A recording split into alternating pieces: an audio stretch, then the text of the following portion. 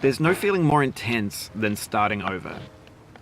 If you deleted your homework the day before it was due, as I have, or if you left your wallet at home and you have to go back after spending an hour in the commute. If you won some money at the casino and then put all your winnings on red but it came up black.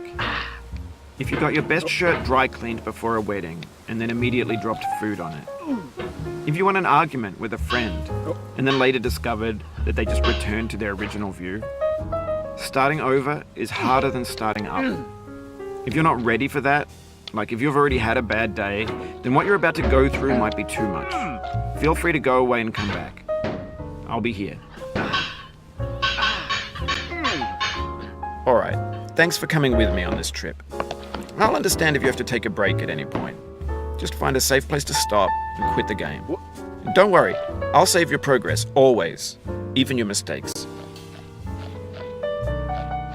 This game is a homage to a free game that came out in 2002, titled Sexy Hiking. The author of that game was Jazuo, a mysterious Czech designer who was known at the time as the father of B games. And B games are rough assemblages of found objects. Designers slap them together very quickly and freely, and they're often too rough and unfriendly to gain much of a following. They're built more for the joy of building them than as polished products. In a certain way, Sexy Hiking is the perfect embodiment of a B game. It's built almost entirely out of found and recycled parts, and it's one of the most unusual and unfriendly games of its time. In it, your task is simply to drag yourself up a mountain with a hammer. And that act of climbing, in the digital world or in real life, has certain essential properties that give the game its flavor. No amount of forward progress is guaranteed. Some cliffs are too sheer or too slippery. And the player is constantly, unremittingly in danger of falling and losing everything.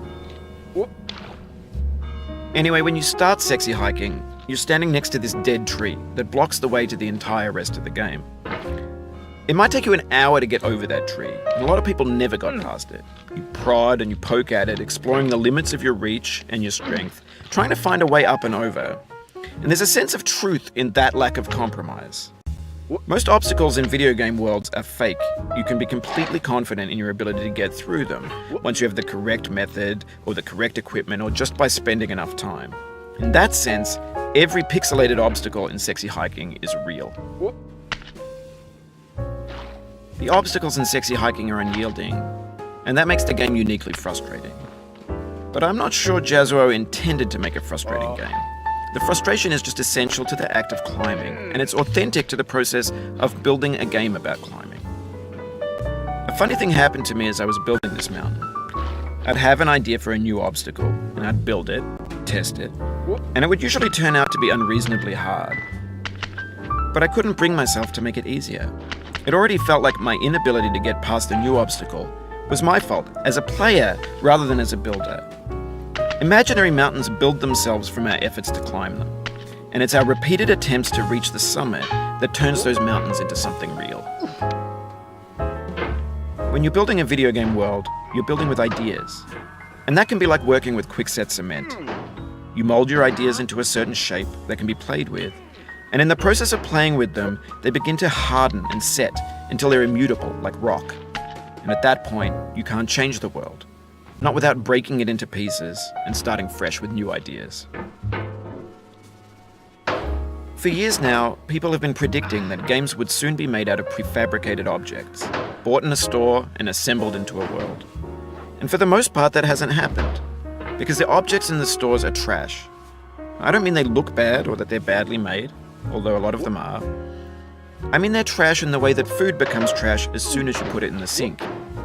Things are made to be consumed and used in a certain context, and once the moment is gone, they transform into garbage. In the context of technology, those moments pass by in seconds.